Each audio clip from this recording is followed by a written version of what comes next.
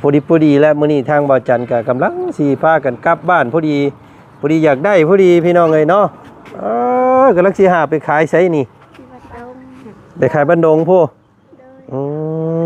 ผู้นี้ได้ซะซื้อหยังอันนี้ซื้อน้องนางไปกำลังสิหาไปขายคือเก่ามื้อนี้พี่น้องกับน้องเพิ่นเนาะเอาก็นี่ก็บ่เอาเนาะเอาตัวน้อยเอานี่พี่น้องตัวที่ปอกนี่เอาไว้ข้างในรถโอ้ทางบาบุญเพิ่นก็ซื้อซอยนั่นน้ำเนาะเอาเข้าทางในสุดเพิ่นรถลูกโอเคเนาะโอ้ยน้องสอนคือบ่ไปหาหน่อไม้มาขายเพิ่นแน่เป็นของผู้หญิงน่ะเนาะเป็นงานผู้หญิง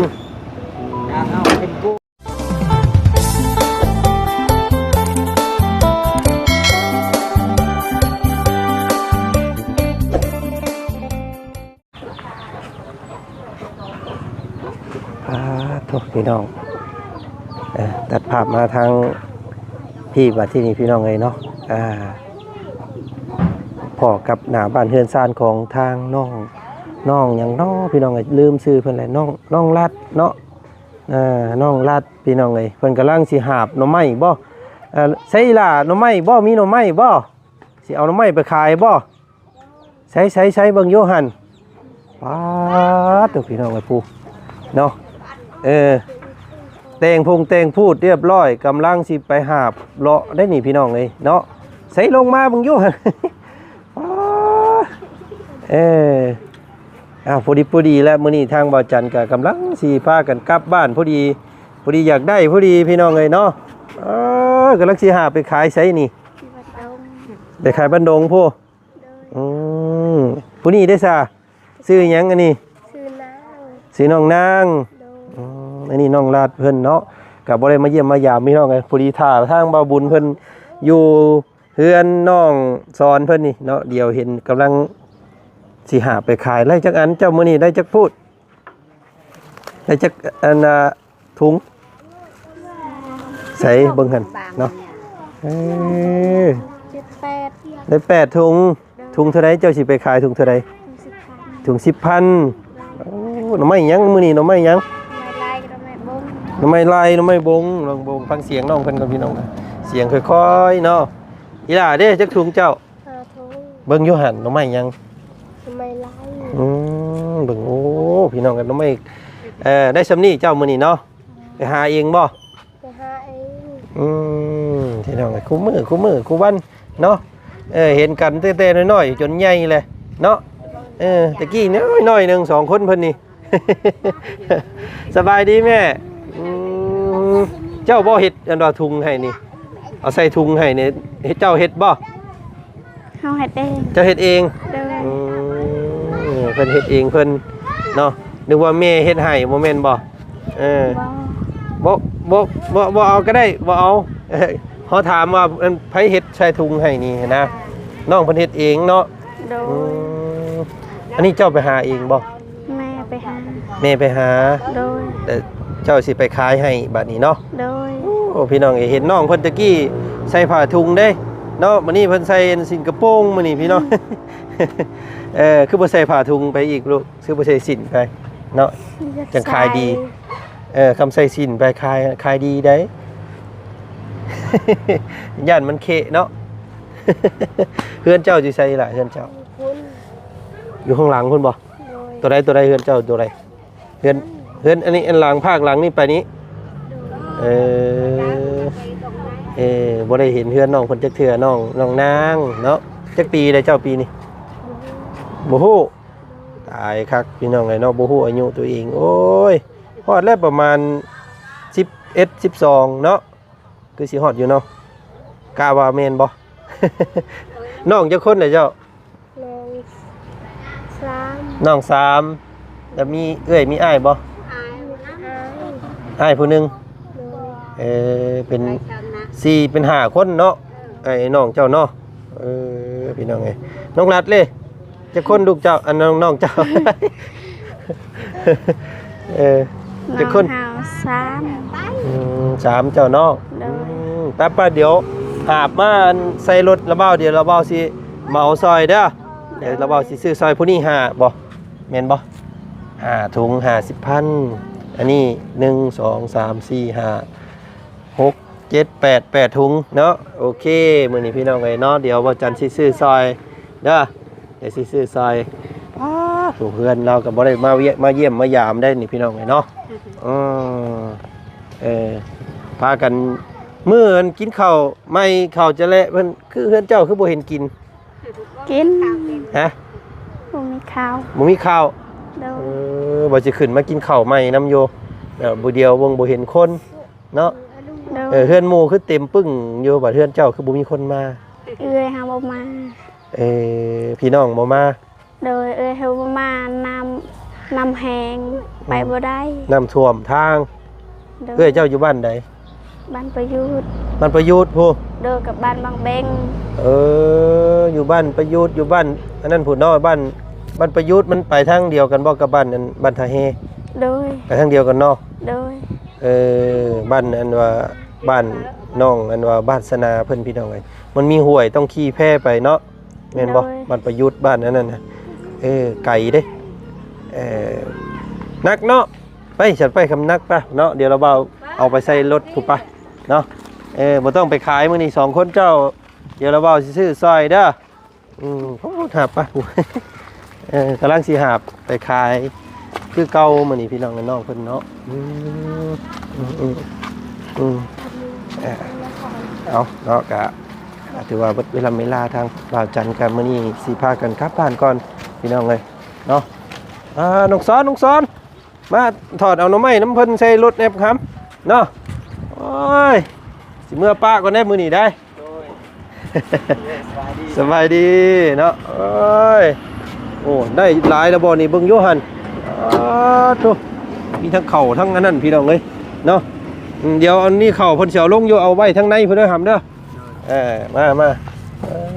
ไม่คานน้อยคนนี้เป็นเอกลักษณ์ได้ไม่คานนี่ยาวกว่านี้ก็บ่เอาเนาะเอาตัวน้อยเอานี่คือตัวที่ปอกนี่เอาไว้ทั้งในเลยโอ้ทางบาบุญเพิ่นก็ซื้อซอยนั่นเนาะเอาเข้าทางในสุดพุ่นรถลูกโอเคเนาะโอ้ยน้องสอนคือบ่ไปหาหน่อไม้มาขายเพิ่นแน่เป็นของผู้หญิงน่ะเนาะเป็นงานผู้หญิงงานเอาเป็นกล้วยพุ่นเนาะมื้อใดสิไปขึ้นกล้วยอีกมื้อใดไปแล้วเอาเวียกโยมีเวียกยังเฮ็ดคือมื้อนี้เรียกน้ำสร้างนะมันผลยุดผลย้อนก็ไอ้เฮ็ดเวียกอยู่สร้างอยู่วัดเนาะมีฝนตกเลยเช้าเลยบ่ได้เฮ็ดประมาณ10 โมงคนก็หยุดโอ้สบายดีอาโกยโอ้เราเกี่ยวว่าผู้บ่าวสำน้อยโอ้แต่งตัวให้กว่าคนเล็กนี่พี่น้องไอ้ผู้ทางอาโกยเพิ่นกายมาเนาะไปกับลูกมาแต่ร่วมบ่ไปร่วมทางอาโกยเพิ่นพี่น้องไอ้เอาซื้อหน่อไม้ซอยน้องเพิ่นฮะบ่มีเอาเบิ่งอันมาอันเดี๋ยวให้ปลามาพี่นะ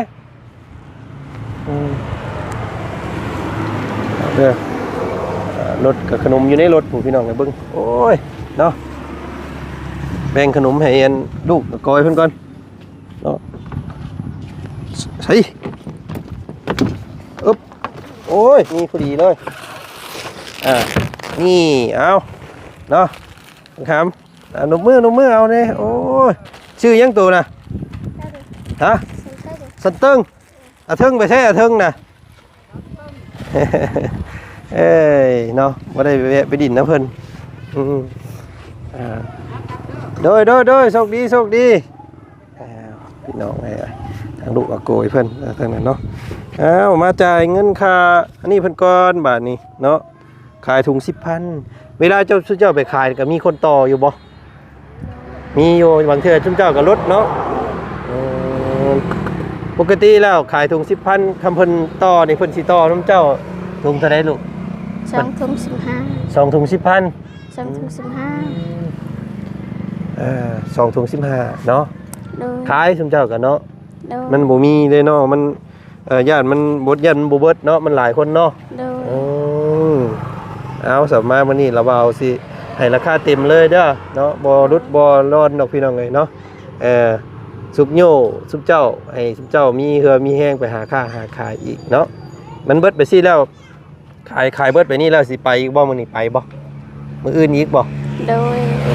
มื้ออื่นก่อนจะไปอีกเนาะมื้อนี้เบิดแล้วพี่น้องเอ้ยอ้าวซะเนาะโอเคน้องนางอันนี้พี่น้องเอ้ยเนาะเห็นเพิ่นเลื่อยอยู่หาบกูมือเด้แต่ละมื้อแต่ว่าบ่จันเพราะว่าบ่ได้เมื่อบ้านนี่ก็บ่ได้ซื้อเพราะว่าซื้อแล้วมันเน่าซื่อๆเนาะ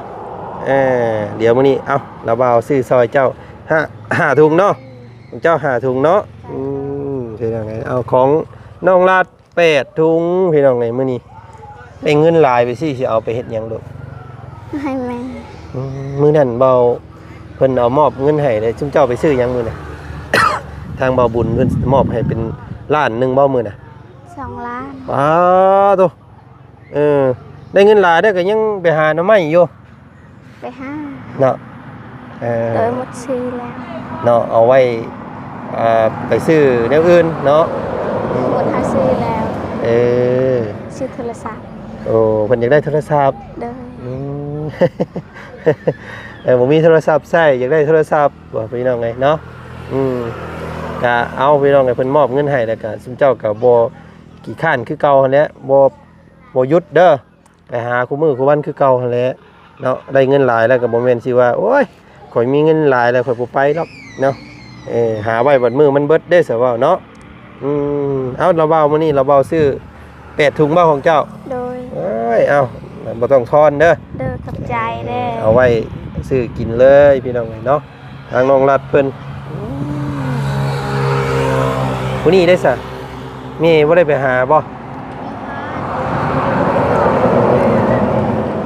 ส่วนหลายมีแต่เจ้าไปเองเจ้าเนาะน้องนางเพิ่นนี่พี่น้องเนาะปีหน้าปีคือก็ใหญ่เอาผัวแล้วนี่ บ่พอเอาง่ายเด้อใหญ่ซะก่อนเด้อจังเอาแต่น้อยยังบ่ทันฮู้เฮ็ดอยู่เฮ็ดกินเดี๋ยวเลือดยางบ่พอเนาะได้ลูกได้เต้าโอ้ยลำบากเด้ลูกเอ้ยเนาะอยู่พี่บ่พาเอาผัวก็ยา โอ้ยห้ามน้องเพิ่นบ่ได้ดอกเนาะพี่น้องเอ้ยกำลังเป็นแต่ฮักแต่แพงน้องเพิ่นก็เฮ็ดแต่ปีกายปีซื่นนี่เนาะจักปีแล้วปีนี้ โอ้โห บ่ฮู้ โดย ตายแล้วพี่น้องเอ้ยเนาะ2-3 ปีแล้วได้ที่เฮาเห็นเรานี่ตะกี้น้อยๆนึงมื้อนี้ใหญ่แล้วเนาะเอาแล้วว่าซื้อซอยเพิ่นแล้วมื้อนี้พากันเมื่อพักผ่อนได้บัดนี้เด้อ โดย กินข้าวแล้ว ยัง ยังอยู่ โดย น้องได้ซะยังคือกันบ่มีแนวกินโอ้ยตายแล้วพี่น้องเนาะได้เงินแล้วก็พาไปซื้อแนวแซ่บๆกินเด้อเนาะมีแต่โฮมซื้อข้าวเนาะไปสันเนาะลาก่อนเอาสบายดีป้าลุงเน่มือหน้ามือในซื้อซอยใหม่อีกเด้อมื้อนี้ซื้อ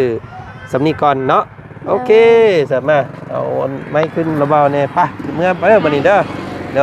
ดยไปโชคดีลุงพี่น้องทางน้องๆเพิ่นขายหน่อไม้พี่น้องก็คือเก่ามื้อนี้เนาะพอดีแล้วมื้อนี้ก็ทางพวกเฮาก็สิพากันลำลาพี่น้องเนาะพากันผู้ละกลับเนาะครับบ้านมาสั้นซะมื้อนี้พี่น้องก็เลยต้องการอยากได้หน่อไม้แน่เมื่อผากตู้พ่อตู้หยังแน่นะพี่น้องกับสิได้แวะไปเอาหน่อไม้น้ำน้องหัวน้ำได้นี่เนาะน้องหัวเพิ่นว่าสิฝากหน่อไม้ให้ว่าสั้นซะก็พอดีและพี่น้องก็สิไปเยี่ยมตู้พ่อเพิ่นก็สิได้ให้ตู้พ่อเพิ่นแบ่งให้ทางพ่อน้องหัวน้ำเนาะเพราะว่าพ่อน้องหัวเพิ่นก็อยู่น้ำวงเดียวกันนั่นแหละว่าซั่นซะเนาะคำว่าเพิ่นอยู่หั่นก็สิได้ให้ตู้พ่อแบ่งให้ชื่อต้นวิไลพรบ่พี่น้องนามสกุลเพิ่นเนาะก็จังว่ากันอีกทีนึงแล้วกันเนาะอันนี้เนาะเอาพี่น้องทางนี้ก็ทางน้องสอนเพิ่นพี่น้องก็มีแต่รอเฮ็ดเวียกน้ำสร้างอย่างเดียวบาดนี้เพราะว่ามื้อละ150,000โอ้ได้ดีอยู่ได้หั่นพี่น้องเพิ่นเอาให้เนาะอันนี้มีเวียกประจำแบบนี้กว่านี่พี่น้องเอ้ยกินข้าวจะแล้วมื้อนั้นเนาะ บ้านน้องเพิ่นก็ถือว่าต้อนรับเป็นอย่างดีแต่พวกเฮาบ่ได้ไปทางใดเลยมื้อนั้นก็ได้พี่น้องเอ้ยเนาะเอ้ย สบายดีสบาย โอ้ยคือหมากน้ำเต้าปรุงเฮียงข้างแท้มื้อนี้เนาะโอ้ได้เห็นเฮือนใหม่แล้วก็ยังบ่ปะเนาะอันนี้เนาะยังเอาไว้นี่คือเก่าบ่ใส่น้ำกินโอ้แต่ว่ามันเย็นแน่เนาะเวลาเฮาใส่น้ำมันเย็น มันเย็นธรรมชาตินะ เอเอาใส่อันนี้เป็นประโยชน์พี่น้องเอ้ยเนาะใส่หมากน้ำเต้ายากอยู่เด้เมื่อป้าก่อนบาดนี้เมื่อใดอันสร้างเพิ่นสิไปพาไปเฮ็ดเวียกอีก มือได้ที่คนเศร้า ก็บอกว่ามันเปิดรถแล้วไปจักเมื่อคืนเนาะเพราะว่าลมแห้งขนาดแห้งบ่บ้านเจ้ากะ โดย แห้งคือกันเนาะ แม่ อ๋อย่านแต่ต้นไม้นี่แหละพี่น้องมันอยู่ใกล้เฮือนเราต้นมะขาม ประมาณ10 โมงเดือนโมง เนาะเอาเรื่องไรนะไปใช้บาทนี่ นั่นนี่บ่มาเบิ่งมาสอนนี่บ่สบายดี เนาะเพิ่นย่อลาบซีนลาบไข่มื้อนั้นพี่น้องเอ้ยมื้อแต่มื้อเข้าจะแลพุ่น ค่าช่วยมา เจ้าบ่ได้นั่นบ่ซะมื้อนั้น ฮะ เจ้าบ่ได้มาบ่ มาคือกัน อายุแต่ว่าผมเห็นคนเขาก็เริ่มไม่ได้กิน โอ้ยเราเฮ็ดจนโจกคอหักผู้มื้อนั้น เดี๋ยว อ๋อโธ่ อ่า น้ำโมเมนต์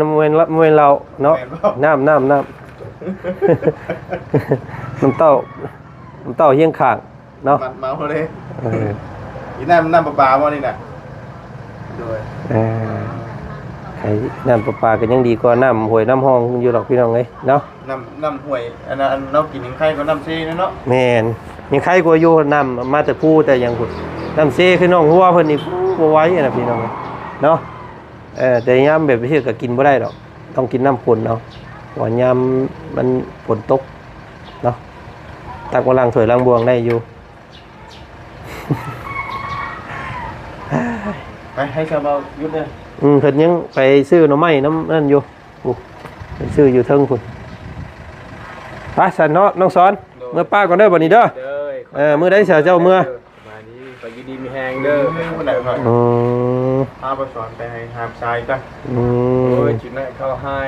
พายัง เนาะ ไปเล่นม้วน ไม่เล่นเฉยๆเขาไปนั่นเนาะ เข้าใจเอ้ยสอนไปเฮ้ยมา อืม เอาไปม้วน น้องเพิ่นก็เบิ่งคอมเมนต์อยู่ได้พี่น้องไงเนาะป้าลุงบ่าวบ่มักว่าให้ไปดินแสกดินซาวไปซั่นเราก็บ่ไปบัดนี้เนาะ ครับเมื่อเราไปเล่นเช้าพี่น้องเลยเนาะเป็นไปอันนี้ที่ซื้อผมเป็นการมาไปเล่นเช้าโอ้ยครับ เพิ่นเขาเขียนในคอมเมนต์เด้ เนาะเห็นเพิ่นคอมเมนต์มาว่าโอ้ยว่าซั่น ถ้าไปเล่นเช้าผู้ได้ไปอันน่ะตีแบบนั้นเนาะมาสอน เขาบ่ไปดอก ไปกลางค่ำกลางคืนพุ่นแหล้วติโอ้ยเนาะเอาพี่น้องเรื่องความรักกับน้องเพิ่นยังโสดคือเก่าเด้อเนาะยังบ่มีไผบังคับเราได้พี่น้องเอ้ยพวกเฮาก็บ่ได้ว่าให้เพิ่นเอาลูกเอาเมียเนาะมีแต่เราอยู่ไปซี่ก็สบายใจของเราก็แล้วแต่น้องๆเนาะพุ่นแหละฮอดมื้อมันพุ่นแหละจังเอามื้อใดมันมาจังเอาเนาะ เว้าหยอก ว่าหัวกันซื่อ มันมีสีสันในคลิป ๆ ถามว่าบ่ได้หัวบ่ได้บ่เอาหัวบ่ได้ล้วนแหละว่าคือเพิ่นเว้าเนาะ มันบ่ม่วนแหละบ่ยิ้มแซ่บน้อยมันแค่ ไปซะพี่น้องเว้ารายใหญ่กันห้างคลิปนี้ก็ยังสิได้ไปทางอื่นทางไกลต่อก่อนเนาะสิแวะไปเอาหน่อไม้น้ำน้องไม้ก่อนเพิ่นว่าเอาหน่อไม้เด้อเราว่าหน่อไม้ของฝากเราว่าพี่น้องเอ้ยเนาะ ไปกันนั่นนี่ สิแวะไปเบิ่งก่อนน้องเพิ่นมาแล้วบ่ว่าซั่นทั้งนั้นเนาะเอาพี่น้องก็ขอบใจหลายๆมื้อนี้ทางบ่จันซื้อหน่อไม้ซอยน้องรัดเพิ่นพี่น้องเอ้ยก็ถือว่าเบิด